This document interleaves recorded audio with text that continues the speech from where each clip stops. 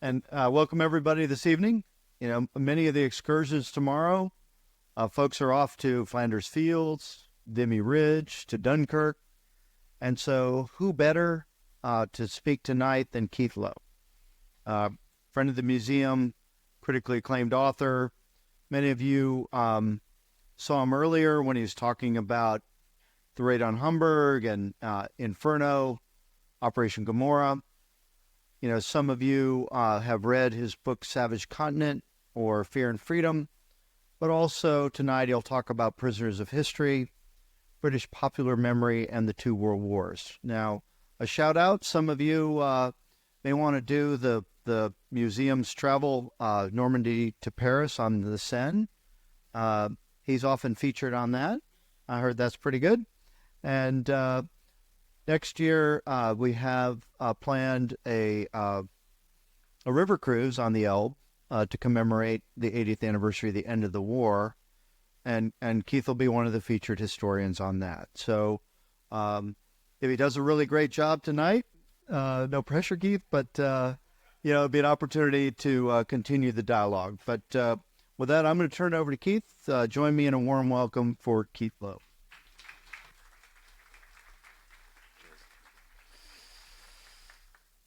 Okay, right, so hello everybody. If you're looking at me and you're thinking, she's not as pretty as she was yesterday, you're early. So the victory bells are going to be here at 8:30, but you're stuck with me for the moment. Talking about the two world wars. 2 world wars in 40 minutes, that's value for money. Right. I've got quite a difficult job to do today because I have to describe to you in very broad terms 2 world wars, 2 very different wars which are remembered in very different ways in Britain. The First World War was a success, and yet we remember it in Britain as kind of a failure. And the Second World War was much less of a success, at least if you were British, and yet we brag about it endlessly like it was the greatest thing that ever happened to us. So this is my subject today. Obviously, I can't go over the whole of the world wars. I mean, that would be impossible.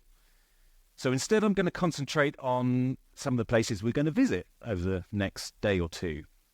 In the morning, we've got excursions to Ypres, which of course is a First World War battle site, but also to Dunkirk, which is a Second World War site. So I'm going to tell you a little bit about what happened in these places and the part that they both play in British memory of the past. But before I do that, I'm aware that I'm one of only a few Brits on board a ship full of Americans, so I feel like it's my duty to educate you a little bit about what we Brits are like. You know, we speak the same language, don't we? But there are cultural differences between us. And when the Americans first arrived in Britain in 1942, they too had to be sort of warned about some of these cultural differences. GIs were issued with little booklets explaining what Britain had already been through in the war, explaining how to behave in a pub so that you don't piss the locals off, that kind of thing. But there is one social difference between us that I would like to highlight today, because I think it was true then, and I think it's still true today. In America, if you're good at something, if you're successful, people love you for it. If you're a winner, you're held up as an example, as an inspiration for people. In his famous speech before D-Day, General Patton gave us, he said this in his speech. I'll leave out the expletives. He said, Americans love a winner and will not tolerate a loser.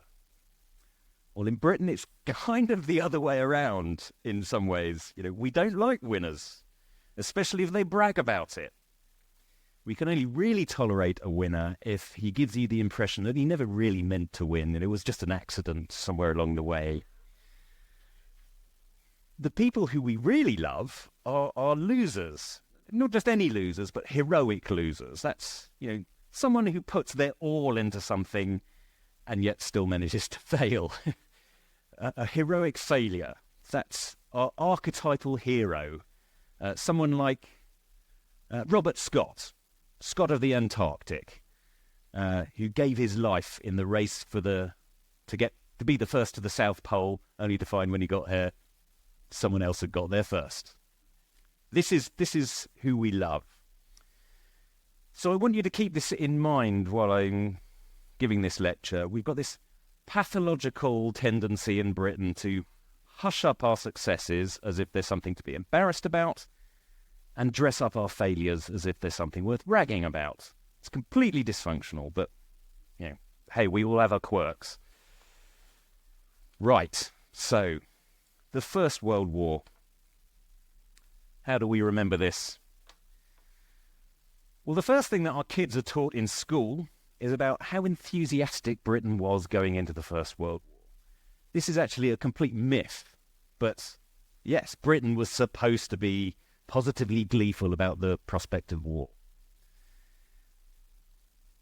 I say it's a myth, but it really was. We were completely not happy about doing this. There were demonstrations. People didn't want to go to war. The British government did everything they could not to go to war. But we're not talking about history here. We're talking about memory. This is how we remember it. It'll all be over by Christmas, said the newspapers. The Germans have been saber-rattling for years, and now it's time we went across there and gave them a damn good thrashing. This is what we remember. Well, the war nearly was over by Christmas, but not in the way that we wanted. Germany had a massive, highly trained army. 2 million men attacked France in August 1914.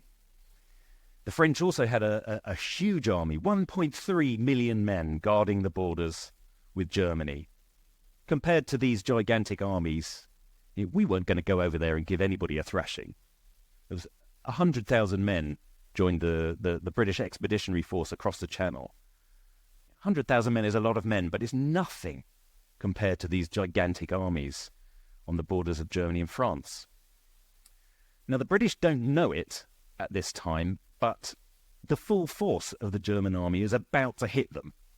And it would hit them at a place that some of you are going to go to tomorrow, which is Ypres. I'll show you a map here this is the German plan of attack in 1914. It's quite an ambitious plan. Rather than attack the French head on, they're going to attack west through Belgium and then hook round and try and hit the French from the south. It's, like I said, it's an ambitious plan. It ended up being far too ambitious. It didn't work. So they went to Plan B, which is marked by those red arrows there. Plan B is to capture the Channel ports. If you can capture Dunkirk and Calais and Boulogne and Dieppe and so on, then you can cut Britain off from France. You can cut France off from their allies across the Channel. The Brits have one job during this time, which is, to guard that northwest corner of the map there. And unfortunately for them, this is the part of the map that's going to get the full force of the German army going through it. It becomes the key battleground in the autumn of 1914. The British fight a battle at Mons, which slows down the German army, and they fight another battle at Ypres. The first battle of Ypres, there were 3 major battles at Ypres. This is the first one. For over 3 weeks, the Germans are throwing wave after wave of attack at them to try and get through to the ports, and they never managed to break through. The British Expeditionary Force is nearly wiped out, but they hold the line. The Channel ports never fall into German hands during the First World War. Now, does this battle feature large in British memory of the war? Well, to be honest, most people, obviously there are different families have different memories, but most people have never heard of the First Battle of Ypres. But they should have, because it's a brilliant, if slightly tragic, British success story. They stopped the German army in their tracks, which is something they failed to do 26 years later, in 1940. Now, battles like this set the tone for the whole of the First World War. both sides very quickly learn that this is a war where the defenders have the advantage. A single machine gunner stuck in a trench can kill hundreds of people trying to attack him. And if you cover the battlefield in barbed wire, the attackers have to slow down to scramble over it. They become sitting ducks. So the defenders have an incredible advantage. Over the next 4 years, there are all kinds of attempts to overcome this defensive advantage. And until the end, none of them really work. Both sides begin to rely on artillery to smash up the front lines of the other side and to break up the barbed wire so you can get across to them. This is the first war where aeroplanes are used to jump over the front lines and attack behind. It's the war where the tank is invented. These great metal machines with caterpillar tracks that can roll over the barbed wire. But these are all new technologies. They're all in their infancy, and they never quite made the breakthrough that was hoped for with them.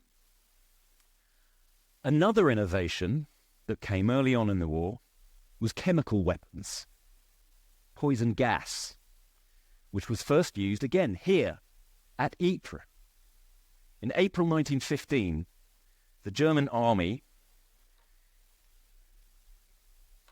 gathered thousands of cylinders of chlorine gas along the battlefront here. This isn't actually Ypres. This is later on a photo taken by an aeroplane reconnaissance. They lined this up all along the front. They wait for the wind to change until it's blowing over the Allied lines, and then they open these canisters and watch yellow-green clouds of gas waft across the battlefield. And so began the Second Battle of Ypres. Now, chlorine gas it's a really brutal weapon. It's heavier than air, so it stays close to the ground as it's blowing across, and when it gets to your lines, it drops down into the trenches. So the worst place to be when the gas is coming is in the trenches. During the next few days, hundreds of British and French and Canadian troops are killed by this gas. It's the way it works. It's chlorine gas, so it enters your lungs. It reacts with the water in your lungs and turns to hydrochloric acid. It literally burns through your lungs. It's a horrible, horrible weapon. The Germans didn't make a breakthrough despite this because naturally, their troops are a bit worried about advancing forward into these clouds of gas too. So they don't make the breakthrough they're hoping for. The Canadians also realise that being in the trench is not good, so they step out of the trenches. They're above the gas, so they're able to defend. So the defence holds. They make some progress, but they don't break through like they hope to. Now, does the Second Battle of Ypres feature large in British memory of the war? Well, no, but poison gas does. The Brits remained terrified of poison gas ever after, and actually 25 years later, at the beginning of World War II, we all believed that the Germans were going to be dropping poison gas with their bombs. So every household in every major city in Britain was issued with gas masks. We actually still had a gas mask in my house when I was a kid in the 1970s. My little brother used to put it on and pretend he was Darth Vader.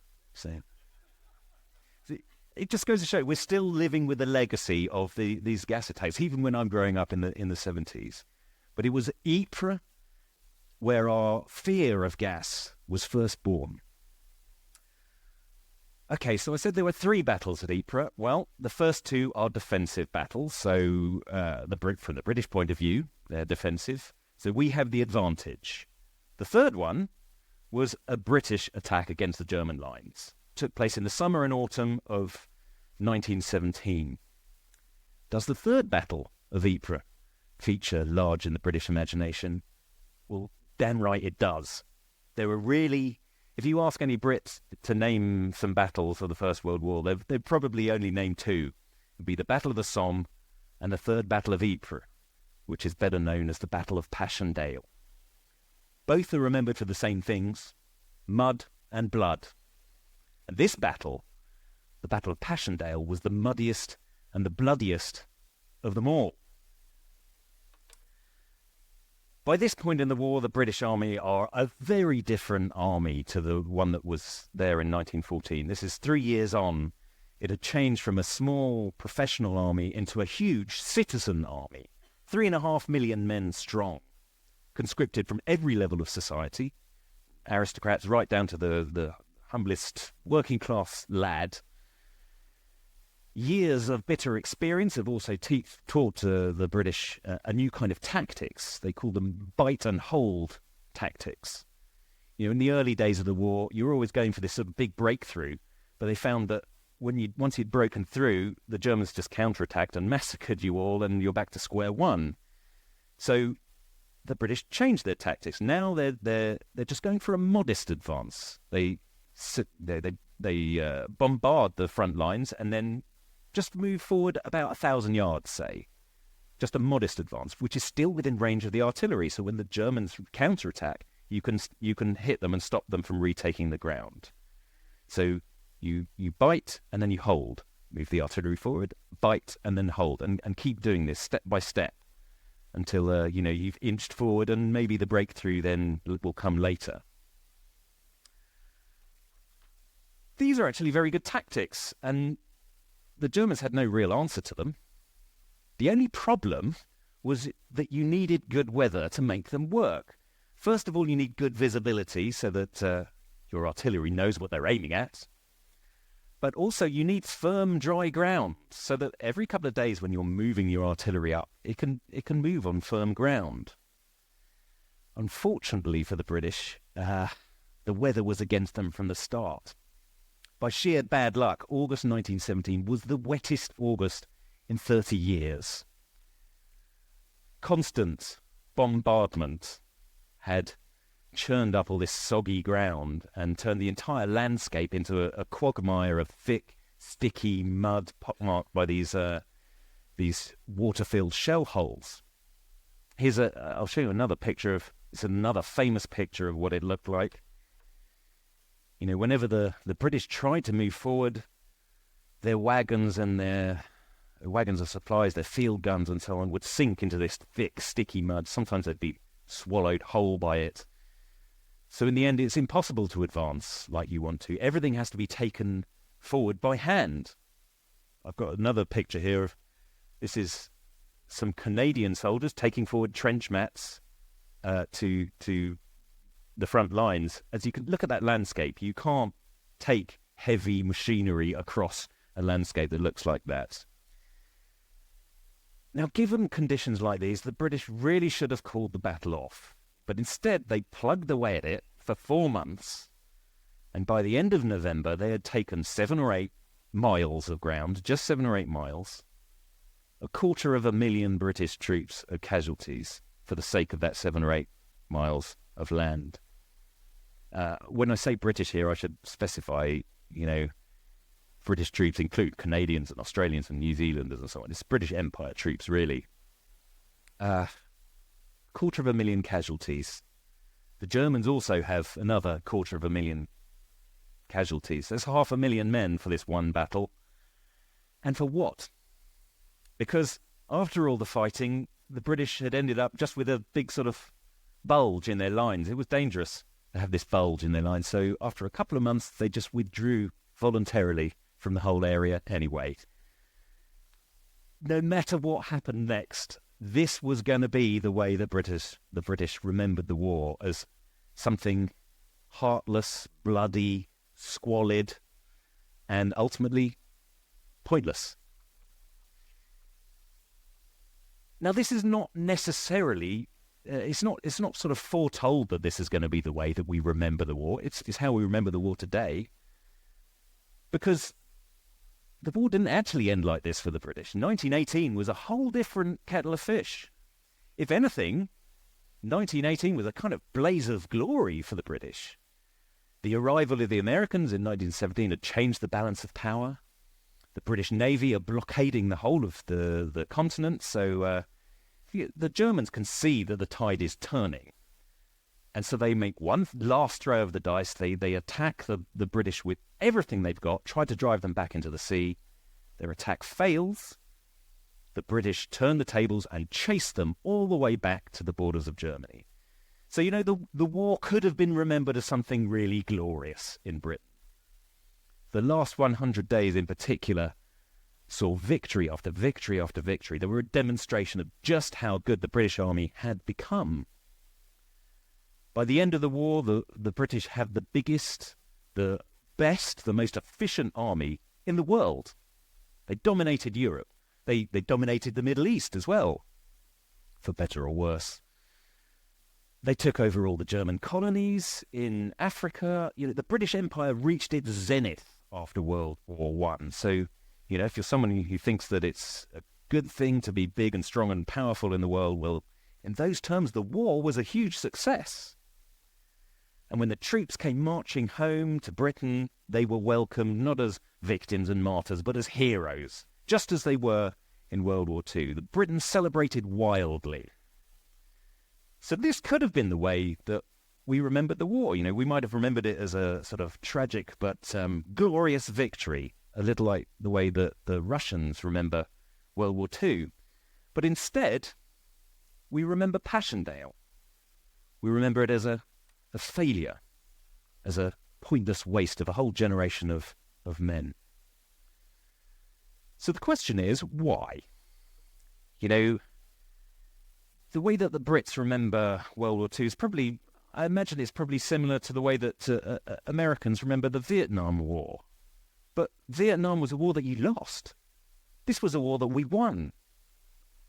So this is, I think, perhaps a case of where our natural distrust of winners comes in. Because after the war, the whole concept of winners and losers, it seemed misconceived. The people of Britain, they knew that they were the biggest and the most powerful nation in Europe, but there was no consolation for what they'd lost. Nearly 1 million British men were killed by this war, and 1.5 million more were given life-changing injuries. How can this be considered winning? More than anything, the concept of honour and glory in war had been completely discredited. After 4 years of sitting around in muddy trenches and watching your friends being blown apart by shells, a whole generation of young men had realised that there wasn't much glory in any of it, even if you did win. In the 1920s and 30s, these people wrote memoirs and plays and poems, especially poems, about their experiences. So the rest of Britain also got a sort of miniature taste of what it had been like. And since the 1930s, it's these memoirs and plays and poems that continue to capture the British imagination. So that's how we remember the war. This is really quite the picture says it all. So that's the First World War. Finished. We remember it as a failure, but if you ask me, I think that's probably quite a healthy way to remember a war like that, even though in military terms and in terms of Britain's place in the world, it was actually a huge success. Okay, let's fast forward 20 years to the next World War. Historically, there are lots of parallels between the beginning of the First World War and the beginning of the Second World War. Because in both cases, you have Germany starting to throw its weight around, bullying its neighbours, threatening to invade. In both cases, Britain did its best to avoid war. They draw a line in the sand, which Germany deliberately steps over. But that's not how we remember it. Yeah, we remember, in our popular memory, we remember World War One as kind of a war where we rushed in to fight Germany when we should have held back, and World War Two is a war where we held back where we should have rushed in. It's like we always manage to put ourselves in the wrong. Somehow it's like we're trying to feel bad about ourselves or something. I don't understand.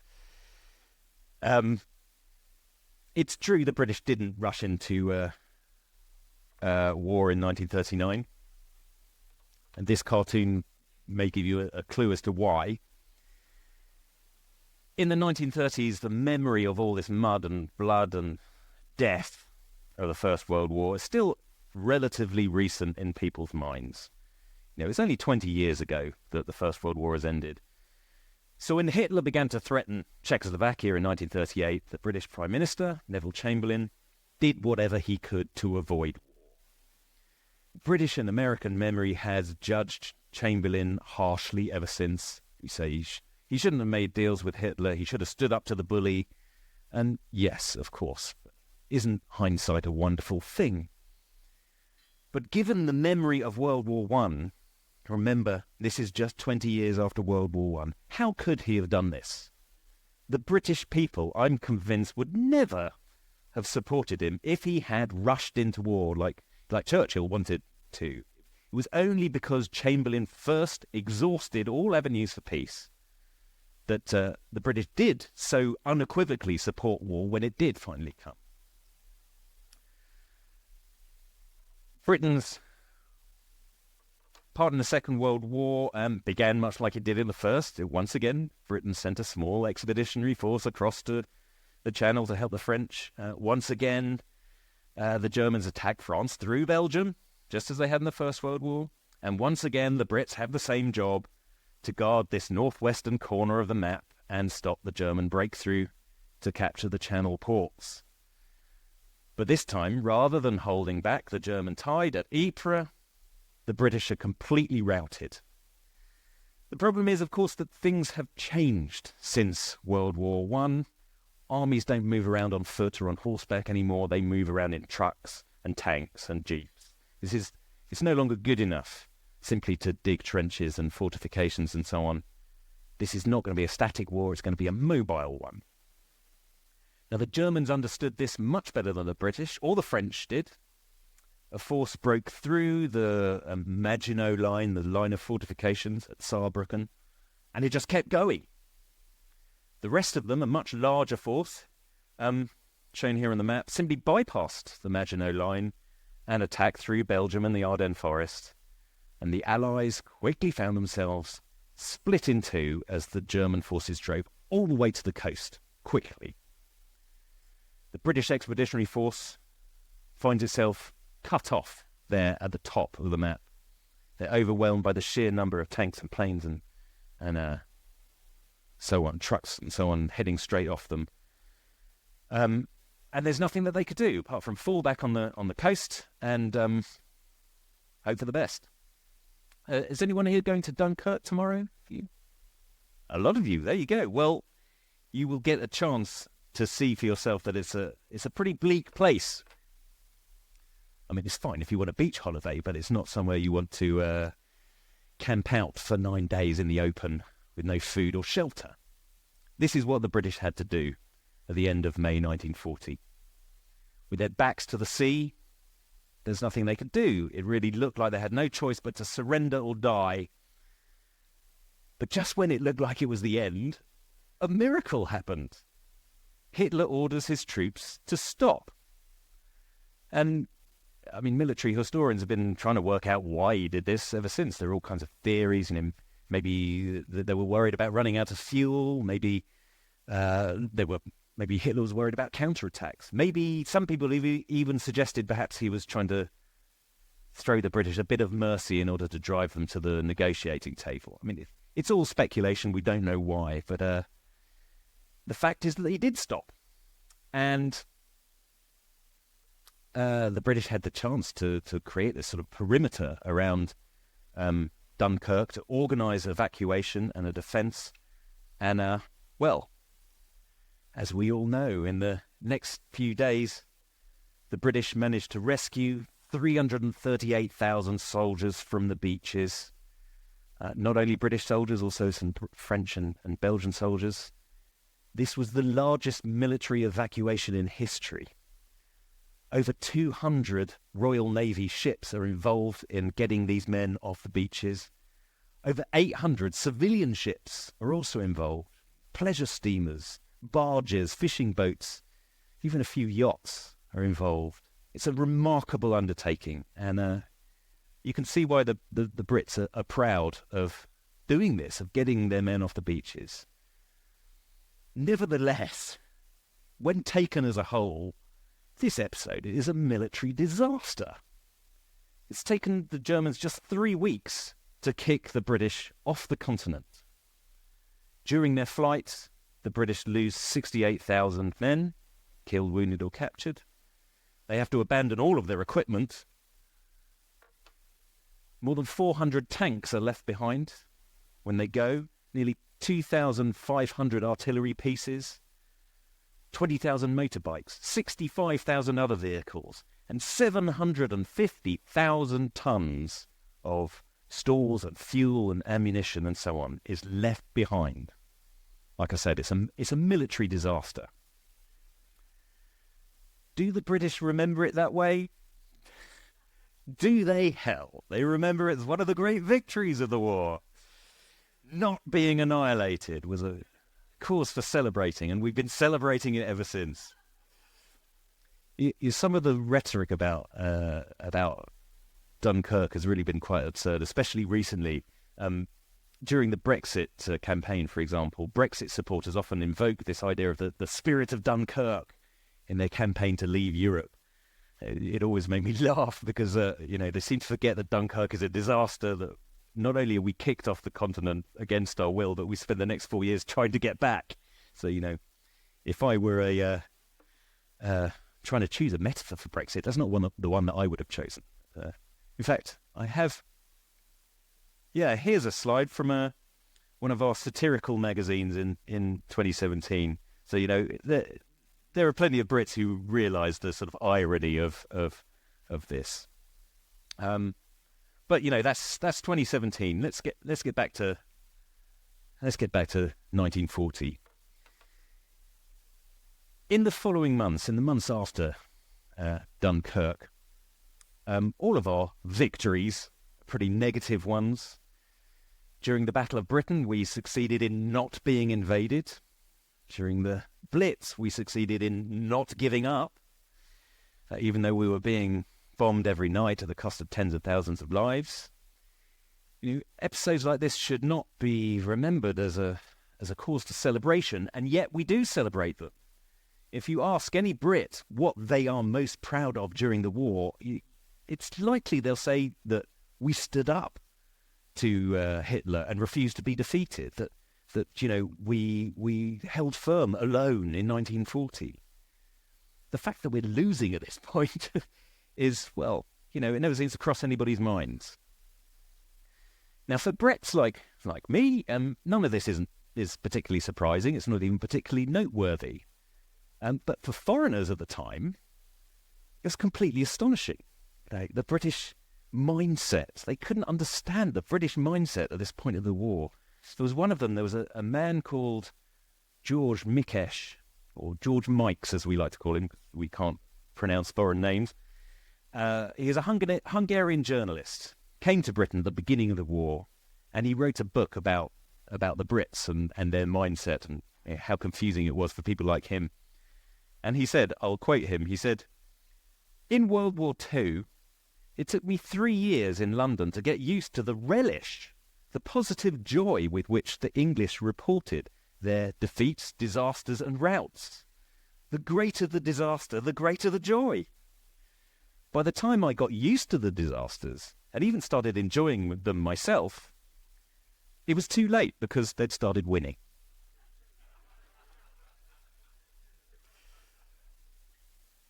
Now, as George Mikes intimated there, things, of course, they'd changed during the war. Just like the First World War, we learned the lessons of our early failures. At last, we begin winning some battles in North Africa, in Italy, the Mediterranean, the Atlantic. We also begin to win the war in the air. We remember these things, of course we do, but not with the same passion that we remember Dunkirk or the Battle of Britain. And some parts of it we deliberately forget. The bombing of Hamburg is a perfect example. By the standards of the time, it was actually a victory, but we like to draw a veil over that kind of victory. To be honest, the only real milestone that looms large in British memory of the second half of the war is the invasion of Normandy on the 6th of June, 1944. This is the moment when the British finally get back to the continent. Not alone, of course, this time. It's a massive invasion involving sailors, soldiers, airmen of a dozen countries. But nevertheless, Britain featured heavily in D-Day. It was predominantly the Royal Navy that carried the troops across the Channel to invade. The British and Canadian armies landed on 3 of the 5 beaches on D-Day. So this is like the opposite of Dunkirk.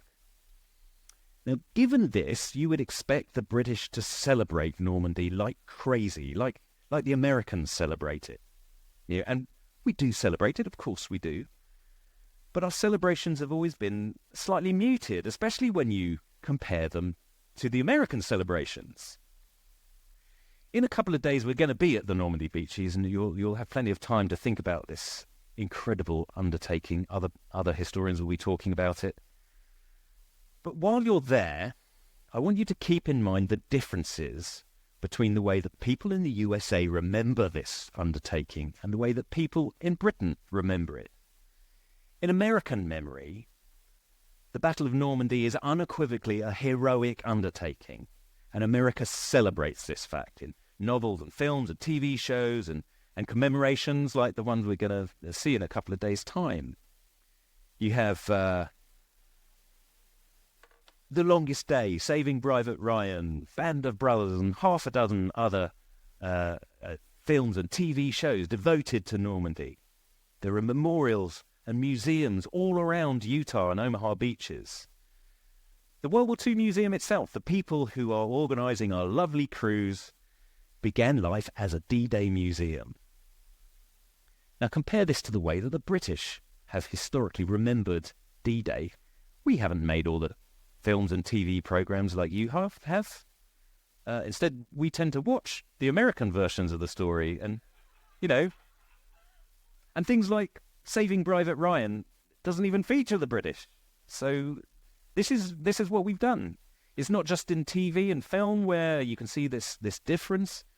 We have a D-Day museum in Portsmouth. It's a pretty good museum, but it's nothing like the scale of the World War II Museum, New Orleans.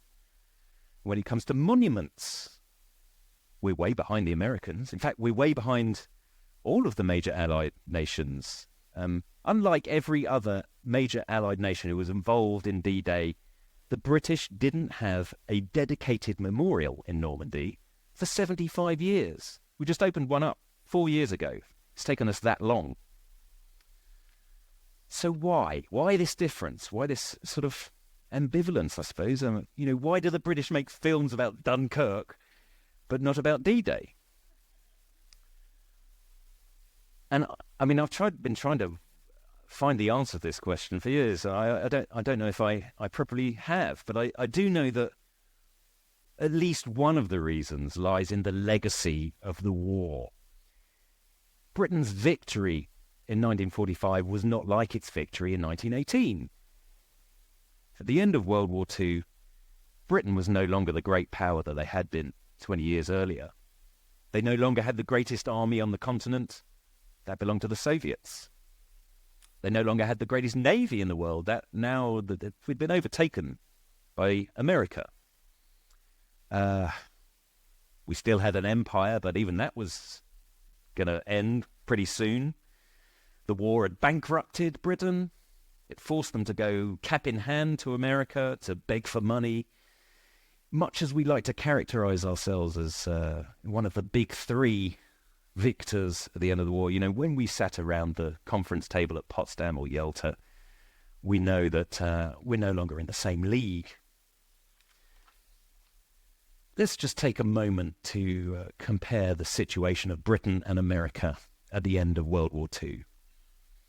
Sure, the Americans, they've suffered.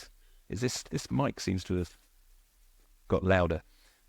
Anyway, the Americans, they've suffered. Sure, they have. There are plenty of families in 1945 that have empty seats at the dinner table. There's a lot of deaths, a lot of mourning in America. But all of those deaths have happened elsewhere, overseas. America itself has been barely touched by the war. In fact, it was flourishing at the end of the war. The American economy had doubled in size because of the war. The average American worker was earning 80% more in 1945 than he was in 1940. Life was good in America. Compare this to Britain. If you had wandered round Britain in 1946, you wouldn't have thought that they had won the war at all. The country was devastated. Its cities are all smashed up. Its economy is in ruins. The workers are going on strike. People are going hungry. Bread rationing is introduced for the first time. And without the war to give them any feeling of purpose behind this, people are absolutely miserable. My mother first came to Britain in 1946. She said it was the most miserable place she had ever seen. She had been born in India during the time of the British Raj. And for her, that was a land of colour and sunshine and hope. Everybody's excited in India because they're going to get their independence shortly. But Britain was grey and rainy and covered in ruins. This is a picture of Liverpool city centre in 1946. This is where my mother got off the boat when she arrived back from India, caught her first glimpse of what her parents called the mother country. She used to tell me that this was a massive shock coming back to Britain in 1946. She had been brought up to expect a life of luxury, a life of pomp and glory as part of the empire upon which the sun never set, But all of that was gone. The reason why her family was coming back was because the empire is coming to an end. Now, people in Britain have kind of forgotten this today. Well, maybe forgotten's probably the wrong word. They deliberately don't remember it. Put it like that. Because they don't want to. It doesn't fit in with the way we like to think of ourselves. We still think of the Second World War as our finest hour, when really we should be thinking of it as our greatest tragedy. The victories of the Second World War, at least from a British point of view, were nothing like as comprehensive as the victories of 1918. The failures of the Second World War, meanwhile, are far more disastrous than the failures of the First. They led to tens of millions of deaths and the physical and economic destruction of an entire continent. I mean, if ever there a war to mourn as a tragedy, then the Second World War surely puts the First World War in the shade. So to sum up, British memory of the two world wars is all a bit messed up. In all our stories of the First World War, we've forgotten our victories and we remember only the tragedies. We remember the gas attacks, the mud and the futility that took place at Ypres. And we forget the heroic way we stopped the German advance in 1914 and then chased them all the way back to Germany in 1980. In the Second World War, we do the opposite. We gloss over all the tragedy and the misery and remember only the victories. And worse than that, we remember our failures as if they were victories. Dunkirk, we hold them up as shining examples in the same way that Americans remember D-Day. It's kind of perverse, really, but it doesn't surprise me because, as I said at the beginning, Britain has always been a nation that celebrates its failures and is embarrassed by its successes. So that's the end of my lecture, and, well, thank you.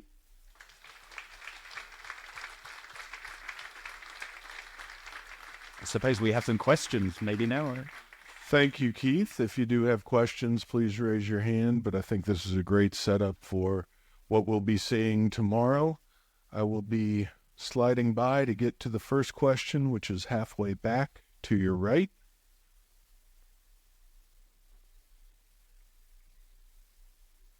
Thank you very much. I had a question about the way the British looked back on World War I that you talked about, and I've read some accounts that compared it to the 100 years before that, post-Napoleonic Europe and the expansion of the British Empire, and that during that time, Britain fought many very small colonial wars, but no major European wars.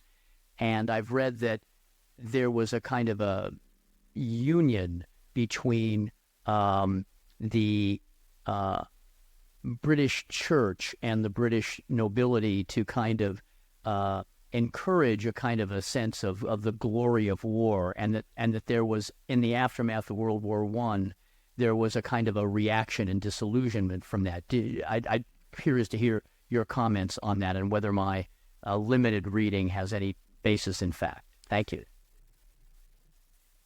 Yes, that's a very interesting point. Yeah, the British youth in the 19th century are educated to be the rulers of empire. So we teach them, the young men, the martial way of doing things. We have this image of honor and glory around the world. The British Empire is going to spread its superior way of doing things, and we've got a sort of proselytizing mission around the world, and our youth are trained for that. So my family is a perfect example. My mother was in India.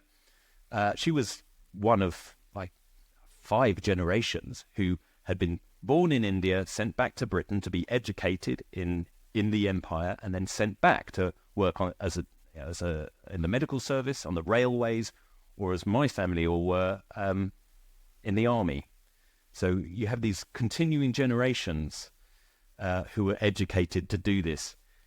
And that sets up a sort of system that suddenly the First World War comes along, and it's not these small wars anymore. It's a gigantic one.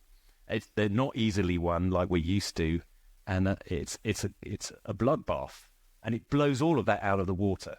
So there's a huge mindset change in the early 1920s because of this. Absolutely. Keith, next question is all the way to your right, towards the front. Thank you, Keith. Yeah. My question is, you mentioned that at Passchendaele, the casualty count was roughly 750,000 human beings. Well, half a million. 500,000. Yeah. The word casualty, is that broken down any further in calculation? Dead versus wounded versus missing, who might come back and be viable again in a battleground. I'm always confused by what a casualty is versus a loss of a military entity, a soldier. Yeah, you're right. This is dead, wounded, and missing. And I would love to give you the figures, but I haven't got them to hand. I can't answer that question precisely, I'm afraid. But a lot of the wounded aren't going to come back. They're maimed. They're horribly maimed. They've lost their sight. They've lost limbs. Their lungs have been destroyed. And my great grandfather, in fact, was one of them who had his lungs kind of destroyed by gas attacks. So those people are not going to make it back to the front, but there are plenty of others who can be patched up and sent back. It takes a while, but I'm afraid I don't have the exact numbers. Sorry. Keith, we're going to stay to your right. Hi there. Thank you for your speech. I guess, so you talked a little bit about the collapse of the British Empire following the war, and I guess how it still, in some sense, remains within British memory now. I think I'm probably the only person who was in the room who was born after the Falkland Wars took place. Right. But and I guess from my rudimentary understanding of that, would you characterize that as some sort of backlash to the collapse of the British Empire? And furthermore, how does that still remain in the memory of, say, British politicians of the 21st century? Right. Okay. The Falklands War. Here we go.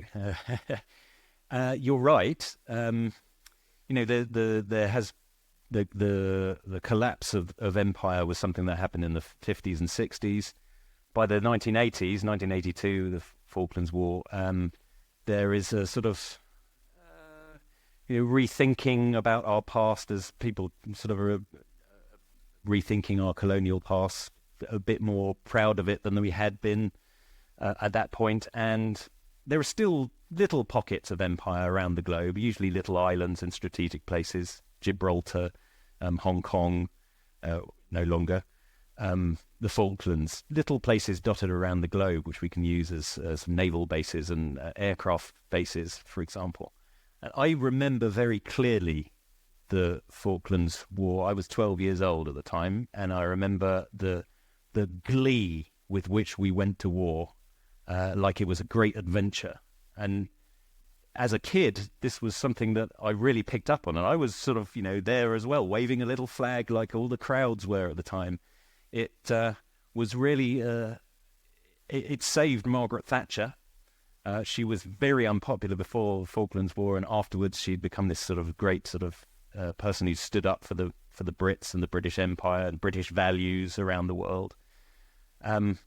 So yes, there was a sort of change of heart in the 1980s.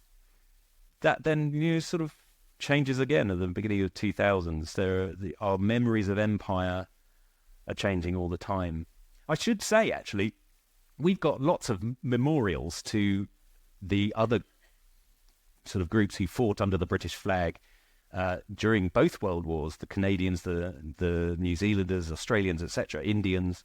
They're all around the same part of London, Hyde Park Corner. If you're going there afterwards, have a quick look around Hyde Park Corner. It's covered in memorials, and they're memorials not to one World War, but to both World Wars. The Australians who died in both World Wars. Although they say that they're memorials to the World Wars, they're not. They're memorials to colonialism. That's why they're there, to celebrate the British Empire. So, yeah, absolutely. There are these changes in the way we remember things. Keith, the next question is dead ahead. Hi, Keith, thanks. Is there an argument to be had that the Yanks really let their key ally, the British, down after the war was over? We bailed out Germany and rebuilt the country. Certainly Japan, we did the same. But the British, we just kind of let on their own, and maybe we'd lend them some money. But I'm not aware of any major trade pact that was going to help resuscitate England, certainly, and no Marshall Plan to help the people. Right. Well, there's several parts to that question. At first, America doesn't trust Britain, and empire doesn't agree with empire. Doesn't want the British to have an empire. Understandably, you know what it's like to be part of the British Empire. You want to help your other people around the world to escape from us. Fair enough. And so some of the terms with which we were lent money and so on were, in some people's eyes, a little bit punitive. You should have been helping us out. After the Second World War, in 1946, we sent a delegation to America to say, look, we're really on the ropes here. We need some sort of help, and we need dollar help, and were kind of refused it. So there was that. But in 1948, we did get Marshall Aid, very generously, actually, and the British government was very, very grateful at the time. Ernest Bevin sung America's praises to the heavens for thankfully helping us out of the slump that we were in 1948. So, there's fluctuations in this. Both sides to the story exist in the same answer.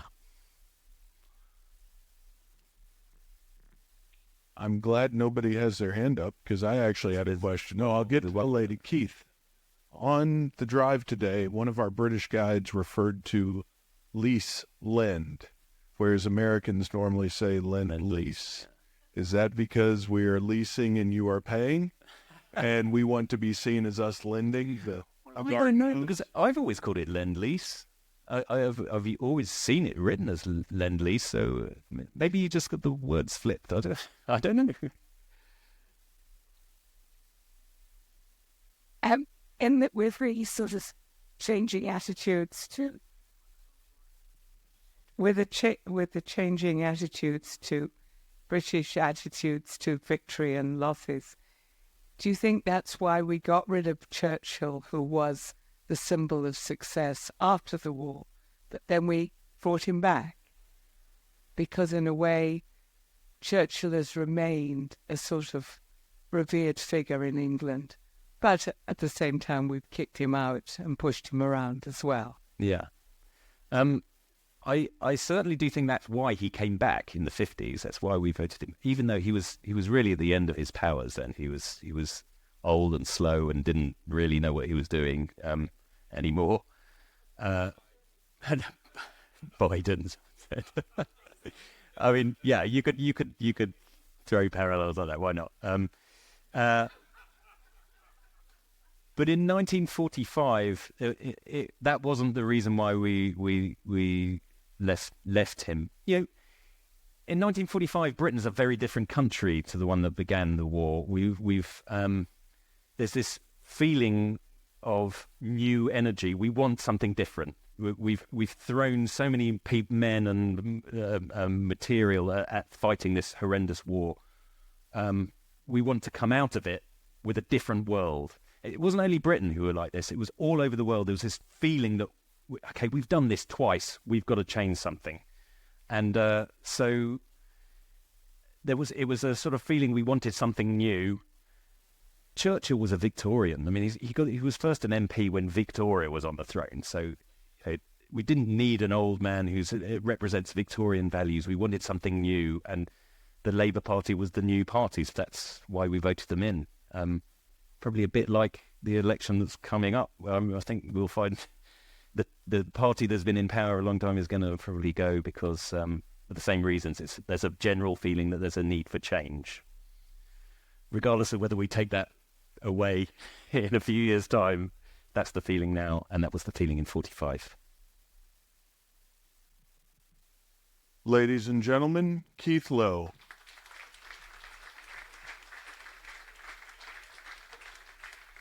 Thank you very much, Keith.